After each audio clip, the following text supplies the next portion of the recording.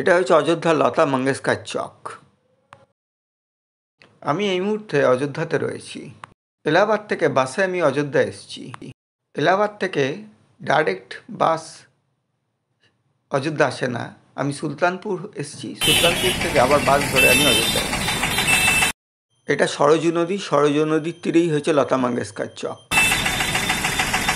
Ayodhya bus stand থেকে রাম মন্দিরের দূরত্ব 10 কিলোমিটার। আমরা বাস স্ট্যান্ড থেকে এই টেম্পো ধরে অযোধ্যা রাম মন্দিরের কাছে এসেছি। আর কিছুটা গেলে নাকি সামনে রাম মন্দির।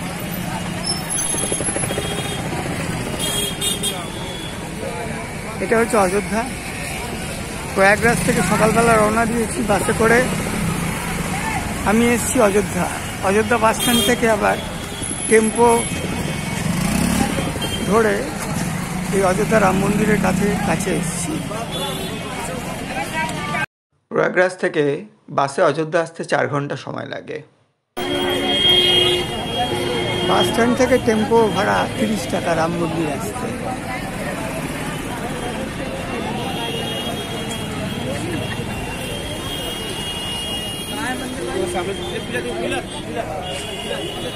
অযোধ্যায় রাম মন্দিরের কাছে আপনারা থাকার জন্য অনেক হোটেল ধর্মশালা পেয়ে যাবেন। এই রাস্তার দুধারেই প্রচুর হোটেল ধর্মশালা আছে। राम मंदिर कितना दूर है इधर से? सामने। अच्छा, ये सामने राम मंदिर दिखाई देता है। हाँ, दूरे राम मंदिर में देखते पाচ্ছি।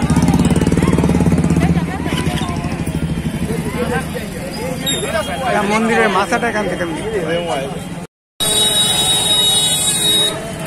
এই রাস্তা ধরে আমি রাম মন্দিরের দিকে এখন হেঁটে যাচ্ছি। সামনে কিছুটা গেলে রাম মন্দির পড়বে, তারপরে হনুমানগড়ি চৌরায়া, তারপরে রাম মন্দির, তারপরে দূর থেকে রাম মন্দির দেখতে পাচ্ছি। সাইডে অনেক দোকানপাট আছে। এই রাস্তাটা সোজা সরজু নদীর দিকে চলে যাচ্ছে। সবাই হেঁটে হেঁটে যাচ্ছে। এই পাশ দিয়ে যাওয়া আর এই পাশ দিয়ে আসা।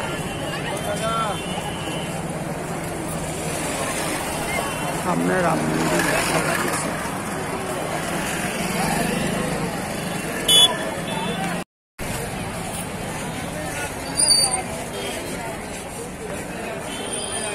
এখান থেকে রাম মন্দির ঢোকার মেন এন্ট্রি। দুদিকে দুটো খাম্বা দেখতে পাচ্ছেন মেন রোডের সাইডে। এখান দিয়েই রাম মন্দির যেতে হবে।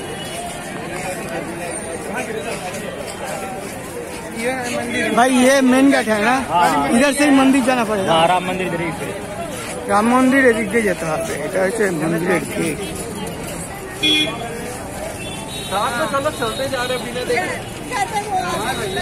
এই গেট দিয়ে ঢুকতে হবে, এখান দিয়ে গেট ঢুকতে হবে। এটা হচ্ছে রাম মন্দিরের গেট।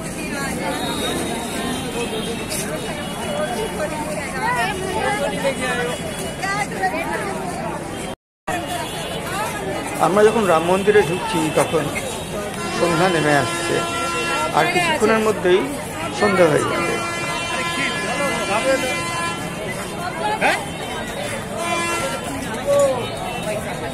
এই হচ্ছে রাম মন্দিরে যাওয়ার রাস্তা।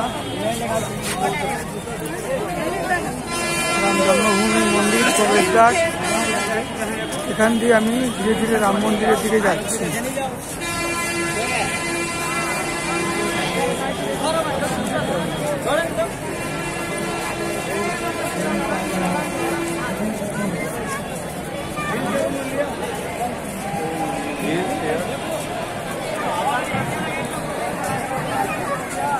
এই এদিক দিয়ে ধীরে ধীরে ঢুকছি।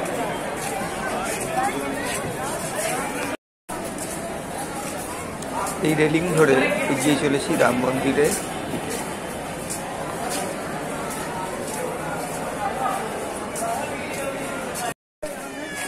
রাম মন্দিরের মেন গেট ঢোকার আগে এখানে ব্যাক স্ক্যানিং হয়।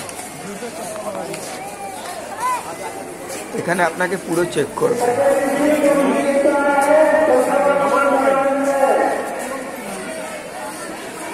জুতো চপ্পল সম্ভবত এখানে জমা করতে হবে। সব কাউন্টার দেখা যাচ্ছে সামনে। এখানে জুতো চপ্পল সব রাখতে হবে। এগুলো হচ্ছে লাগেজ, ব্যাগ, সবকিছু স্ক্যানিং হয়ে আসছে এখানে।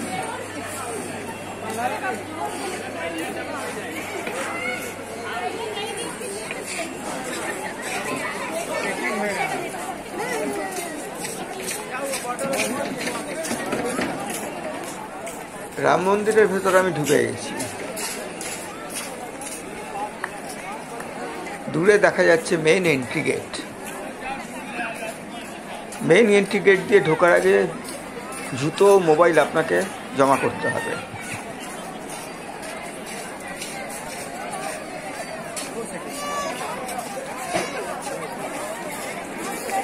এটা হচ্ছে জুতো রাখার কাউন্টার। এখানে জুতো রাখতে হবে। প্রথমে ঢুকতে ব্যাগ স্ক্যানিং করে নিয়ে আসতে হবে, তারপর এখানে জুতো জমা করে তারপরে মন্দিরের ভিতরে ঢুকতে হবে। মন্দিরের ভেতর ক্যামেরা অ্যালাউ নয়। জুতা চপ্পলের কাউন্টারে সবই ভর্তি। অনেক চেষ্টা করার পরে এখানে জুতা চপ্পল আমি জমা করতে পারলাম। বলছে কোথাও রাখার জায়গা নেই, সব ভর্তি। এদিকে যত জুতা চপ্পলের কাউন্টার আছে, যত কাউন্টার আছে সব এগুলো সব ভর্তি হয়ে গেছে। বলছে আগে যান, খুঁজতে খুঁজতে এখানটায়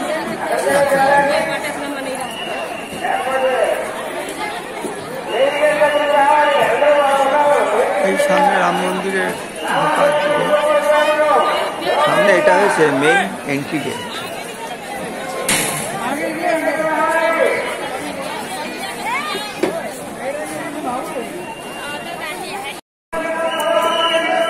জুতা চপ্পল জমা হলো। এবার আমাকে মোবাইলটা কোন কাউন্টারে আছে সেটা জমা করতে, মোবাইল জমা করতে হবে। সেটা কি কোথায় জমা হবে?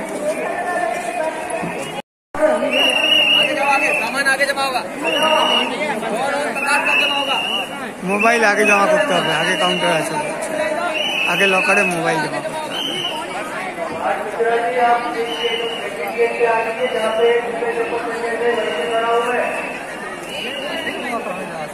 देख रहा जाओ नहीं तो पता है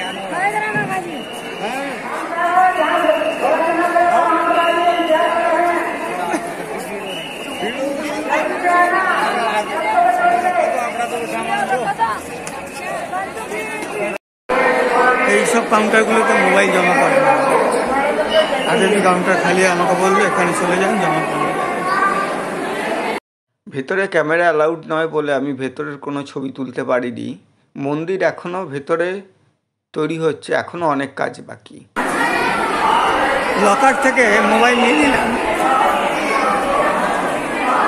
ভিতরে বসার জায়গা আছে। মন্দির দেখে বেরিয়ে এসে মোবাইলটা লকার থেকে নিয়ে নিলাম। এবার জুতো নিতে হবে। ওইদিকে ওয়েটিং হল আছে, জুতো চপ্পল নেওয়া হয়েছে। এবার আমি রাম মন্দির থেকে, এই হয়েছে এক্সিট গেট, এদিক দিয়ে আমি বেরিয়ে যাচ্ছি। এক্সিট লেখা, জুতো চপ্পল কাউন্টার, জুতো চপ্পল মোবাইল নিয়ে এদিক দিয়ে বাহার জানে কি রাস্তা, রাম মন্দির থেকে বেরিয়ে যাচ্ছি আবার।